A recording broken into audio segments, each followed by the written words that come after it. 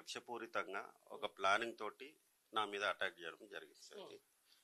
ప్రతి సంవత్సరంలోని మేము గత 3-4 సంవత్సరాల నుంచి కూడా ఈ బోనాల పండుగ చెక్కులు నా డివిజన్లోని విజయ వినాయక స్వామి టెంపుల్లో పెట్టుకుంటాం మేము ఎప్పుడు. ఈసారి ఏం జరిగిందంటే వాళ్ళు ప్రణాళికబద్ధంతో ఒక టార్గెట్ తోటి దాన్ని అల్వాల్కి షిఫ్ట్ చేయడం జరిగింది. అల్వాల్ ఏంటంటే కోటవేట్ దూరంలో పోలీస్ స్టేషను, పక్కకే వెంకటేశ్వర స్వామి ఆలయము, ఎండోమెంట్ ఆలయము, తర్వాత మాజీ ఎమ్మెల్యే గారి ఇల్లు పక్కకే. సో కాబట్టి ఆయన లోకల్ ఏరియా కాబట్టి ఒక స్కెచ్ చేసి నన్ను టార్గెట్ చేసి టెంపుల్లో పెట్టడం జరిగింది. సరే, ఒక గవర్నమెంట్ ప్రోగ్రాము, ఒక దేవాలయ ప్రోగ్రాము, అక్కడ మాకు కూడా చెప్పుండి ఫేస్ టు ఫేస్ కొట్లాడుతుంటే సరే నువ్వు 10 కొట్టుండొచ్చు, నేను 2 కొడుతున్నాము, అది వేరే విషయం. ఒక దొంగ లెక్క నాపై దాడి చేశారు, ముక్కుమోడిగా దాడి, అది కూడా ఒక 10-15 మంది ఒకటేసారి నా మీద అటాక్ చేయడం జరిగింది సార్. సో ఒక చెక్కుల ప్రోగ్రాము, ఒక దైవ కార్యక్రమంలో 9 డివిజన్ నుంచి వచ్చినటువంటి దేవాలయ కమిటీ చైర్మన్లు వాళ్ళందరి సమక్షంలో ఇంత పెద్ద దాడి చేయడం అనేది నిజంగా కూడా సిగ్గుచేటు. ఇది వాళ్ళు ఏదో అనుకుంటున్నారు, రౌడీ పరిపాలన నడుస్తుంది సార్ మల్కాజ్గిరిలో. ఓపెన్గా చెప్తున్నాను, గత 10 ఏళ్ల నుంచి కూడా బీఆర్ఎస్లో ఉన్నా కానీ ఇప్పుడు మేము బీఆర్ఎస్లో మేమైతే పార్టీ విడిపోలేదు సార్. పార్టీ మారనందుకే నా మీద కక్ష పెంచుకొని ఈ దాడులు జరుగుతున్నాయి సార్. ఇదే విషయానికి సంబంధించిన మొన్న ఎవరైతే ఎమ్మెల్యే కొడుకు మీ మల్కాజ్గిరి చౌరస్తాలో చేసినటువంటి బండి మీద కూర్చొని లేకపోతే హల్చల్, నిజంగా చెప్తున్నా, అది ఎవరు చూసినా కూడా కడుపు అయితే తరుకుపోతుంది. ఒక లోకల్ గా నాయకులుగా, దాంతో at the same time protocol issue, సిఏలని ఎస్ఐలని పట్టుకుని వచ్చి ఓడిడ సిఐ ఓడిడ ఎస్ఐ అన్న కడికి వస్తుంది. దీన్ని ఎట్లా చూస్తారు సార్? ఇది ప్రజాస్వామ్యం, ప్రజలు ఎన్నుకున్నటువంటి వ్యక్తి, అతను ఒక ఎమ్మెల్యే. చిన్న ఏజ్లోనే అతనికి ఇంత పెద్ద గౌరవం దక్కింది, మేము కూడా దాన్ని ఆశీర్వదిస్తాం. కానీ మంచి పనులకు ఉపయోగించాల్సింది మేము అనుకుంటున్నాం సార్. సరే, మీరు ఒక మెదక్ ఎమ్మెల్యేగా గెలిచారు, సరే మేము మీ ఫాదర్ని ఏమైనా తిట్టినా చేసినా దానికి నువ్వు వచ్చి మా మీద ఏదైనా చేస్తే దానికి మేము ఒప్పుకుంటాం. కానీ ఇంత చిన్న వయసులో నీకు వచ్చినప్పుడు పబ్లిక్లో మంచి పేరు తెచ్చుకొని ఇంకా ముంగడికి ఎదగాలన్నదే మా ఆశ ఎవరికే. కనుక ఈవెన్ ఓటర్లు అయినా సరే, పబ్లిక్ అయినా సరే, చిన్న ఏజ్లో మీకు అవకాశం వచ్చింది, అంత చిన్న ఏజ్లో ఎవరికి రాదు. అట్లాంటివి సద్వినియోగం చేసుకోమన్నదే మా యొక్క ఇది. కానీ దాన్ని చెడుగా తీసుకెళ్తే మాత్రం ప్రజలు ఎవరు కూడా ఇవాళ రేపు చూస్తూ ఉండలేరు. ఎందుకంటే సోషల్ మీడియాలు ఉన్నాయి, యూట్యూబ్ ఛానల్ ఉన్నాయి, మీడియా ఉన్నది, అన్నీ కూడా ఇట్లా సెకండ్లో వైరల్ అయిపోతుంటాయి. సరే, మంచి పోకపోవచ్చేమో, చెడు మాత్రం సెకండ్లో వ్యాపిస్తుంది. సో ఇక ముందైనా ఇట్లాంటి చర్యలు చేయకూడదని మేము భావిస్తున్నాం. పర్టికులర్ గా మీ వైఫ్ ఎవరైతున్నారో కార్పొరేటర్ సునీత గారికి సంబంధించి కూడా ఆమె మీద కూడా భౌతిక దాడి జరిగింది, కొంచెం వల్గర్ గా ప్రవర్తించారు అక్కడ ఉన్నటువంటి వ్యక్తులు అని చెప్పేసి నిజమా సార్? ఇది పక్క ప్రణాళికతో చేశారు సార్. ఒక ఎండోమెంట్ లో స్థానిక ఎమ్మెల్యే గారికి కార్పొరేటర్లలో ఎండోమెంట్ ఈవో వీరేశం గారు మాకు ఆహ్వానం ఇవ్వడం జరిగింది. మాతో పాటు కాంగ్రెస్ ఇన్ఛార్జ్ అయినటువంటి బీర్లా ఐలల్ గారిని కూడా ఆహ్వానించారు సార్ అక్కడికి. సరే అని చెప్పి మేము మా ఎమ్మెల్యే గారు అందరం కలిసి వెళ్ళాము. అక్కడ ప్రోటోకాల్ వివాదం తలెత్తింది. అక్కడ ఎవరో తెలియని వ్యక్తిని ఒక వ్యక్తి సీట్లో ఫస్టే కూర్చొని, అంటే వాళ్ళు ఏంటంటే ప్రీ ప్లాన్డ్ గా గొడవ ఎక్కడి నుంచి స్టార్ట్ చేయాలనేది వాళ్ళు స్టార్ట్ చేసుకున్నారు సార్. ఒక బీర్లా గారు ఎమ్మెల్యే గారు కూర్చోక ముందుకే కూర్చొని సీట్లోకి వెళ్ళి వాళ్ళిద్దరు కూర్చున్నాక లోమన్ అంటే ఒక కార్పొరేటర్లకు మర్యాద ఇవ్వకుండా ఇష్టం వచ్చినట్టు తిట్టుకుండగా, సో అక్కడి నుంచి స్టార్ట్ అయింది సార్ గొడవ. అక్కడి నుంచి స్టార్ట్ అయింది సార్. నేను ఒకటే అంటున్నాను, ఇన్నిసార్లు మేము ప్రోగ్రామ్ చేసినాము, చెక్కులే ప్రోగ్రాంలు చేసినాము. గత సంవత్సరం కూడా మేము ప్రభుత్వం మాది లేదు, మరి అప్పుడు కాలేదు సార్. ఇప్పుడే ఎందుకైనాయి? 3-4 సంవత్సరాల నుంచి కావాలి కదా సార్. ఈ దాడులు అన్నట్టు ఈ రోజు నుంచి జరుగుతలేవు సార్. మల్కాజ్గిరిలో 10 ఏళ్ల నుంచి ఎప్పుడైతే మాజీ ఎమ్మెల్యే గారికి ఇక్కడికి వచ్చారో అప్పటి నుంచి జరుగుతున్నాయి సార్. నేను ఒక్కనే బాధితుని కానీ ఇవాళ నేను బాధితుని.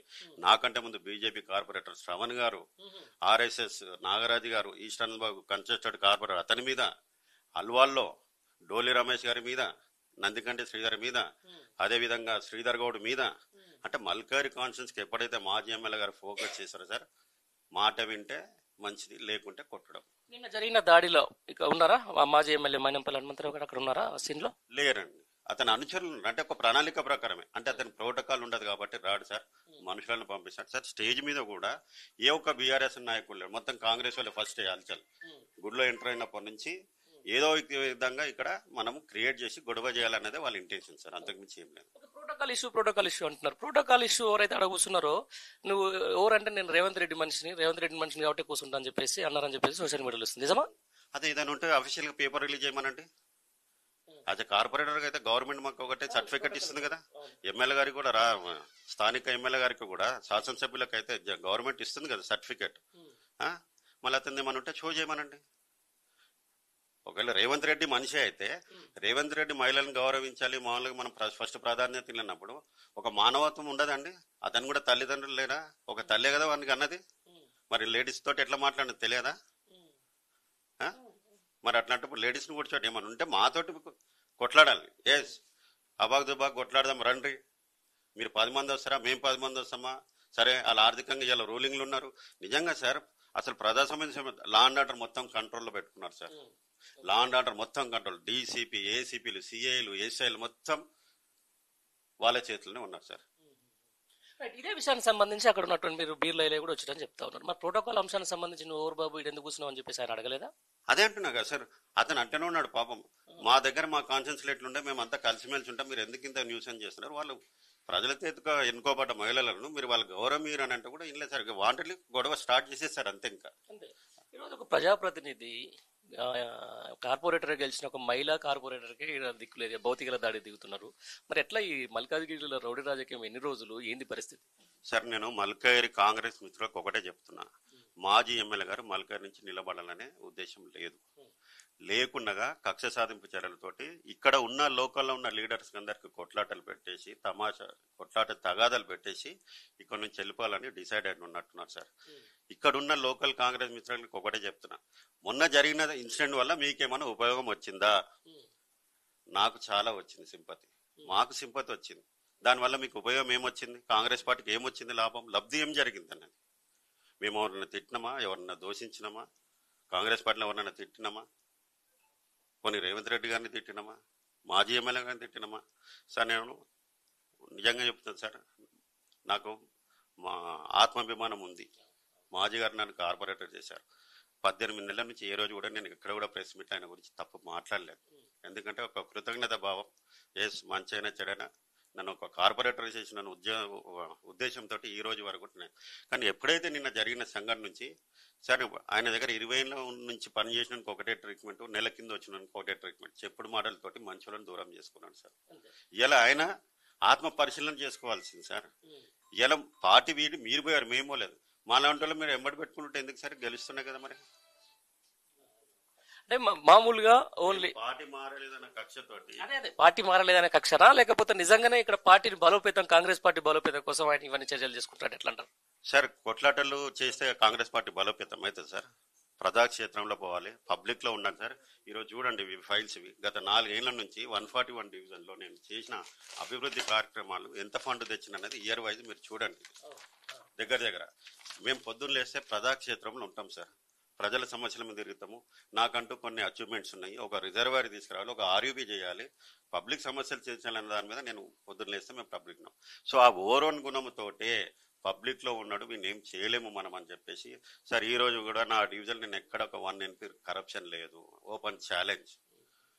పబ్లిక్ లో నా ఫెయిత్ తట్టుకోలేక ఏ విధంగా నన్ను టార్గెట్ చేయాలని చెప్పి ఇప్పుడు నా సహచరుడు ఇంకో అతను ఉండేవు, మీనా ఉపేందర్ రెడ్డి గారు అని, ఆయన కూడా బీఆర్ఎస్ పని. సో ఆయన ఎన్నో విధాలుగా టార్చర్ చేస్తే ఆయన బీజేపీలోకి వెళ్ళిపోయారు. ఇక్కడ ఉన్నది ఇప్పుడు నేను ఒక్కనే సింగిల్ గా బీఆర్ఎస్.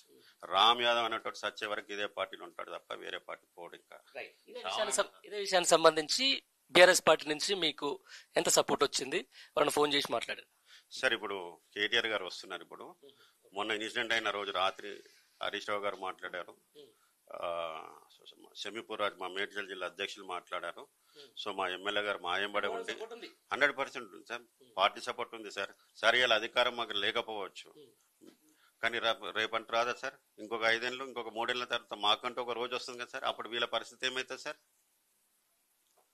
సార్ ఇదైతే ఖచ్చితంగా ప్రతి ఒక్కరికి చెప్తున్నానండి. ఇప్పుడు మా మల్కాజ్గిరిలో కాంగ్రెస్ మిత్రులు ఎవరిని వదిలే ప్రసక్తే లేదు. ఇది ఖచ్చితంగా ఏదైతే ఆంధ్రలో జరుగుతుందో రాజకీయం ఇంకేం చేశారు సార్? ఇంకో 5 సార్లు నా మీద అటాక్ చేశారు. ఇప్పుడు మీతో ప్రెస్ మీట్ మాట్లాడిన తర్వాత సార్, ఇప్పుడు మీతో ప్రెస్ మీట్ మాట్లాడిన తర్వాత ఇంకో 5-6 ఉంటాయి, నేను ఫేస్ చేస్తాను. నేను ఆల్రెడీ డిసైడ్ 18 నెలల కింద నేను డిసైడ్ అయినాను. నా మీద ఖచ్చితంగా దాడులు జరుగుతాయి, 10 కేసులు పెడతారని. సార్ ఇప్పటికి నా మీద 7 FIRలు అయినాయి సార్ భర్తగా. అదే 7 కేసులు నేను వాళ్ళ మీద కాంగ్రెస్ వాళ్ళ మీద పెడితే జీడీ ఎంట్రీ చేశారు సార్. పోలీస్ వ్యవస్థ అంటే పోలీస్ వాళ్ళకి జీతం మైనంపల్లి గారు ఇస్తున్నారా లేకుంటే గవర్నమెంట్ ఇస్తుందా సార్? Land order ఎట్టుపోతుంది. నచ్చిన మనుషులను ఇక్కడ తెచ్చేసుకుంటాడు. ఏసీపీలను, డీసీపీలను, సిఐలను అధికారం ఉంది కదా అని చెప్పి వాళ్ళతో రన్ చేస్తున్నాడు సార్. అవును సార్. మామూలుగా ఆయన కొడుకు సంబంధించిన దాంట్లో ఎవరై ఇక్కడ ఎస్ఐ ఎవరై సిఐ అన్న కాడికి వచ్చి ఇష్టానుసారంగా మాట్లాడుతున్నటువంటి సందర్భాన్ని మనం చూసినాం. మరి ఎందుకు పోలీస్ వ్యవస్థ వాళ్ళకు కొమ్ము కాస్తుందంటే ఏం చెప్తారు? అంతే సార్. ఇక్కడ వచ్చిన సిఐలు అంతా కూడా పైరవీలనే వస్తారు సార్. సిఐలు, ఎస్ఐలు, ఏసీపీలు. అప్పుడు వాళ్ళకి బానిస బతుకులే కదా సార్. నేను ఇప్పుడు ఓపెన్ గా అడుగుతున్నా, సిపి గారిని అడుగుతున్నా, డీజీపీ గారిని అడుగుతున్నా. అది సార్ అల్వాల్ పోలీస్ స్టేషన్ లో పోలీసుల మీదనే చేసుకున్నాడు సాయి అనేటోడు. ఈ రోజు వరకు వారి మీద ఏం కాలేదు. పోలీసుల మీద చేసుకుంటూ నా దగ్గర వీడియోలు ఉన్నాయి సార్, చూపిస్తాం మీకు. ఇప్పుడు చూపిస్తాం మీకు వీడియో. మరి ఒక పబ్లిక్ చేత ఎన్నుకోబడ్డ ఒక ఎమ్మెల్యే ఒక ఎంత లేదన్నా కానీ పోలీస్ ఆఫీసర్సే కదా సార్. ఎంత గౌరవం ఇవ్వాలి మనము? మరి ఎక్కడ పోతుంది సార్? ఇలాంటి ఈ రోజు వరకు కూడా గవర్నమెంట్ అంటే ఒక డీజీపీ గానీ ఒక సిపి గానీ ఎలాంటి రియాక్షన్ లేదే దీని మీద. మీరు భౌతికంగా దాడి జరిగింది, ఇప్పుడు ఇవన్నీ దెబ్బలు అవే కదా. అయ్యో అయ్యో, ఇప్పుడైతే ఏం కదా, ఇబ్బంది ఏం లేదుగా. ఇంత దాడి జరిగిన తర్వాత మీరు ఏమైనా కేసు పెట్టే ప్రయత్నం చేశారా? నా మీద హత్యాయత్నం ప్రయత్నం జరిగింది సార్. నేను పోలీస్ స్టేషన్ లో ఇప్పుడు నిన్ననే స్టేట్మెంట్ ఇచ్చాను. వాళ్ళు దీని హత్యా ప్రయత్నం తీసుకుంటే నేను పెట్రోల్ చచ్చిపోతానని చెప్పుకున్నాను సార్. నాకు ఖచ్చితంగా నా మీద జరిగింది మాత్రం నన్ను టార్గెట్ చంపడానికే చేశారు. నేను ఎవరి ప్రోద్బలంతో అంటే మీరు ఎమ్మెల్యే గారి ప్రోద్బలంతో అంతే సార్. ఎందుకంటే నేను అతని నెంబర్ పోలేదు కాబట్టి నన్ను టార్గెట్ చేసి సార్ మల్కైర్లో చేయాలనే ఉద్దేశం లేదు. వాళ్ళు అల్వాలో అక్కడ పెట్టుకొని మల్కైర్లో అయితే మా మీద చేసేద్దాము ఏమని లేదు కాబట్టి అల్వాల్లో ప్రోగ్రామ్ షిఫ్ట్ చేసుకొని ఒక టార్గెట్ ప్రణాళికతోటి ఇది ఒకటి చేశారు సార్. ఫైనల్ గా రామన్న, ఇక్కడ మల్కాజ్గిరి అనేది ఎవరినైనా ఆదరిస్తుంది. చాలా మంది బయటి జిల్లాల వాళ్ళు ఎక్కడెక్కడో నాయకులు తీసుకొచ్చి ఇక్కడ ఉన్న మంత్రి పదవులు తీసుకున్నారు, ఎమ్మెల్యేలు అయ్యారు, ఎంపీలు కూడా అయ్యారు. ఇప్పుడున్న ముఖ్యమంత్రి కూడా మీ మల్కాజ్గిరికి సంబంధించిన దాంట్లో కూడా ఉన్నటువంటి వ్యక్తులు. మరి ఇంత కక్షపూరితంగా మీ మీద పర్టికులర్ మీ లోకల్స్ మీద ఎందుకు చేస్తున్నట్టు సార్? ఇప్పుడు ప్రజాక్షేత్రంలో ఇప్పుడు రాజకీయ నాయకులు పార్టీలకు ఖచ్చితంగా మేము ఇక్కడ మల్కైర్లో ఎన్నోసార్లు ఎలక్షన్స్ అయినాయి, కొట్లాడతాం, అన్ని పార్టీలను కలిసిమెలిసి ఉండదు. ఎప్పుడైతే 10 సంవత్సరాల నుంచి మాజీ ఎమ్మెల్యే గారు వచ్చారో ఈ సంస్కృతి ఏర్పడింది సార్. మల్కైర్లో రౌడీ పరిపాలన జరుగుతుంది, గుండాగిరి రౌడీజం విచ్చలవిడిగా పేరిపోయింది ఈ 10 సంవత్సరాలు మల్కైర్లో. అవునండి, ఈ సందర్భంగా రౌడీ పరిపాలన జరుగుతుంది సార్. నిజంగా చెప్తున్నాను సార్. అసలు మల్కైరు ప్రజలు గ్రహించాలి, మల్కైరు ప్రజలు ఇప్పటికైనా గ్రహించాలి మల్కైరులో ఏం జరుగుతుంది సార్. ఇప్పుడు మా ఎమ్మెల్యే గారు ఉన్నారు మరి రాజశేఖర్ సార్, పొద్దున్న లేస్తే ప్రజాక్షేత్రంలో తిరుగుతున్నారు, ఒక 4 ప్రాజెక్టులు తీసుకురావాలని తిరుగుతున్నారు సార్. ఇవాళ ఒక ఆర్ఈపీలు తీసుకొచ్చారు, ఆర్ఓపీలు తీసుకొచ్చారు, మాకు ఒక రిజర్వాయర్ శాంక్షన్ చేయించారు, ఇప్పుడు మాకు ఒక 100 ఫీట్ రోడ్ శాంక్షన్ చేయించారు సార్. ఇది సార్ సీఎం గారు రేవంత్ రెడ్డి గారు మా ఎమ్మెల్యే గారు ఎప్పుడు పోయినా ఏ ఫండ్ అడిగిన సార్. ఈ రోజు మాజీ ఎమ్మెల్యే గారికి నేను సవాళ్ళు ఇస్తాను, నువ్వు ఈ 18 నెలల ఎన్ని కోట్లు మల్కైర్కి తీసుకొచ్చారు? ప్రభుత్వం మీదే కదా సార్. ఎన్ని కోట్లు తీసుకొచ్చారు? తేవాలి కదా, మరి ఎందుకు తీసుకురాలేదు? మరి అదే మెదక్ కాన్స్టిట్యున్సీకి 750 కోట్లు మీరు తీసుకొచ్చారు. పోయిన సంవత్సరం డిసెంబర్ 26 రోజు ముఖ్యమంత్రి గారు అక్కడ ఇనాగ్రేషన్ చేశారు. మరి ఇక్కడ మీరు నిలబడి ఓడిపోయిన మాజీ ఎమ్మెల్యే గారు మీకు మల్కాజిగిరి మీద చిత్తశుద్ధి ఉంటే ఈ రోజు వరకు మీరు ఎన్ని వందల కోట్లు తీసుకొచ్చారు? ఒక శ్వేతపత్రం రిలీజ్ చేయమనండి సార్. వచ్చే ఫండ్ ఆపుతున్నారు సార్. నా డివిజన్ లో ₹1 ఫండ్ అని ఇవ్వకుండా అధికారులను బెదిరించి, కమిషనర్లను బెదిరించి, జోనల్ కమిషనర్ బెదిరించి నాకు ఫండ్ రాకుండా చేస్తున్నారు సార్. ఇది ప్రజలందరూ కూడా గ్రహిస్తున్నారు సార్. ప్రజలు మా డివిజన్ లో ఓపెన్ గా చెప్తున్నారు sir. Colony president secretary sir ఖచ్చితంగా ప్రెజర్ ఉంటుంది సార్, మీరేం భయపడకండి, వీఆర్ విత్ యూ. ఈ సందర్భంగా ఫైనల్ గా మైనంపల్లి కుటుంబానికి లేకపోతే వాళ్ళిద్దరు తండ్రి కొడుకులకు అక్కడ మెదకు, ఇక్కడ మల్కాజ్గిరి మాదే, ఇకపై ఇక్కడ మొత్తం మేము రాజకీయం చేస్తాం, ఎట్లా చేస్తాం చూడని చెప్పేసి అనే వ్యక్తులకు ఏం చెప్తారన్న సార్? ఒకటే సార్, ప్రజాశీసంలో ఆల్రెడీ ఒకసారి రిజల్ట్ ఇచ్చారు. ఏమని? ఇప్పుడు మీరు పబ్లిక్ లో పనులు చేసి ఉంటే గెలిచేవారు కదా సార్. ఇప్పుడు రాబోయే ఎలక్షన్ కూడా నిలబడండి, ఓపెన్ ఛాలెంజ్ చేస్తున్నాము, నిలబడనండి. పార్టీ తరఫున నిలబడండి, మా పార్టీ తరఫున మా ఎమ్మెల్యే గారు నిలబడుతూ చూద్దాం అప్పుడు కూడా ప్రజలు ఏం చేస్తారు అన్నది. అప్పుడు మీరు రూలింగ్ గవర్నమెంట్ ఉంటే ఓడిపోయారు, ఇప్పుడు కూడా రూలింగ్ గవర్నమెంట్ ఉంది, నిలబడండి సార్. రాజకీయంగా కొట్లాడాలన్నట్టు, నేను వ్యక్తిగతంగా కాదు, రాజకీయంగా కొట్లాడండి. ఇవాళ ఎట్లుందంటే సార్ మల్కైర్ల సంస్కృతి, మైనంపల్లి దుష్మన్, మీ అందరూ దుష్మన్. శత్రువుడైతే మల్కైరు మొత్తం శత్రువుడా సార్? ఎక్కడ సరిపోతుంది? ఒక సావులలో కలవద్దు, పెళ్లిళ్ళలో కలవద్దు, మాట్లాడుకోవద్దు, చేసుకోవద్దు అంటే ఏం సార్? ఇంత అరాచకమా సార్? ఉంటే కొట్టేది ఉంటే వచ్చి కొట్టి చంపేసి అయిపోయాయి కదా. ఇదేం రాజకీయం, ఇదేం సంస్కృతి? ఇట్లాంటి రాజకీయము సార్ ఇట్లాంటి రాజకీయం భారతదేశంలో ఎక్కడ లేదు. ఇక్కడ ఓన్లీ రౌడీ పరిపాలన నడుస్తుంది, రౌడీ రాజకీయం నడుస్తుంది సార్. ఫైనల్ గా మీ మీద దాడికి సంబంధించిన దాని మీద ఆ, ఏ విధంగా అంటే మీ లోకల్ ప్రజానికం అయితేనేది, లేకపోతే మీ డివిజన్ సంబంధించినటువంటి ఓటర్ల, లేకపోతే డివిజన్ సంబంధించిన ప్రజల ఆ, వాళ్ళు ఎట్లా ఉంది వాళ్ళ ఒపీనియన్? సార్ నాకు 33 కాలనీలు ఉన్నాయి సార్. ప్రతి కాలనీ నుంచి కూడా నాకు మెసేజ్ పెట్టడం జరిగింది, వచ్చి కలవడం జరిగింది. సార్ ఒక మంచికి ఒక చెడుకు జరుగుతున్న యుద్ధం ఇది. ఏదైతే ఈ దాడి జరిగిందో నిజంగా కూడా ఇది హీనమైన చర్య ఇది. ఎందుకంటే రాజకీయంగా కొట్లాడే దమ్ము వాళ్ళకి లేదు సార్. మిమ్మల్ని ఓడగొట్టే దమ్ము లేకనే ఇట్లా మీ మీద పైచచ్చిక ఆనందం తీసుకుంటున్నారు తప్ప అంతకుమించి ఏం లేదు. మీ సపోర్ట్ అంతా మీకే ఉంది, మా సపోర్ట్ అంతా అని చెప్పి ప్రతి కాలనీ వాళ్ళు కూడా చెప్తున్నారు, చెప్పడం జరిగింది, నన్ను వచ్చి కలవడం జరిగింది. సరే ఏది ఏమైనా సరే మానవత్వం అనేది ఉండాలి మనుషులకు, మానవత్వం ఉండాలి. ఆ మానవత్వం లేదు సార్. రేపు రమ్మనండి, నిల్చోబెట్టమనండి, ఆయనకు దమ్ము ఉంటే వాళ్ళ క్యాండిడేట్ నిల్చోబెట్టి ఒక 5 కోట్ల ఖర్చు పెట్టి నా మీద గెలిపియండి. అది రాజకీయం అంటారు, అది ఓపెన్ ఛాలెంజ్. అది లేక ఎట్లాగో సర్వేలు చేయించుకొని ఎట్లాగో మావాడు ఓడిపోతాడని చెప్పేసి ఇట్లా కక్ష సారింపు చర్య, నేను అతను ఎవడు పోలేదని చెప్పేసి నన్ను టార్గెట్ చేసి లిటరల్ గా భయభ్రాంతులను చేస్తున్నారు సార్ మల్కాయి పబ్లిక్ ని. ఓటర్లు కూడా ఇవాళ రేపు సార్ ఓటర్లు చాలా జెన్యున్ ఉన్నారు సార్, అన్ని చూస్తారు, ఎవరికి వేయాలి సార్. ఇవాళ ఒక మంచికి ఒక చెడు జరుగుతున్న సంఘర్షణ ఇది. ఒక రౌడీజానికి ఒక మంచితనానికి జరుగుతున్న సంఘర్షణ మల్కాయిలో. రేపు ఖచ్చితంగా రాబోయే రోజుల్లో ఇంకా చెంపదెబ్బలు పడతాయి, ఓటర్లు డిసైడ్ చేస్తారు సార్. గతంలో అన్న ఒకసారి ఏదో ఒక వీడియోలో చూసిన నేను, మల్కాయి టికెట్ ఇస్తే లాతు కొట్టినాను, మల్కాయి టికెట్ వస్తే లాతు కొట్టినాను. మరి అదే మల్కాయి రోజు మిమ్మల్ని గెలిపించినప్పుడు, అదే మల్కాయి ప్రజలు మిమ్మల్ని తిరస్కరించినప్పుడు మీరు ఎందుకు యాక్సెప్ట్ చేయాలి సార్? కేవలం తన కొడుకు గురించి మీరు పార్టీ మాట్లాడు, మేము లాయల్గా ఉన్నాం, మేము లాయకు ఇదే పార్టీని పట్టుకున్నాం సార్. 52,000 మంది మిమ్మల్ని తిరస్కరించి సార్, 52,000 మంది మిమ్మల్ని లాతు కొట్టితే మీరు పోయి అక్కడ పోయి పడ్డారు. ఇప్పుడు మెదక్లో మల్కాయి టికెట్ ఇస్తే లాతు కొట్టినట్టు, మరి 52,000 మంది లాతు కొడితేనే కదా అటు పోయినాం.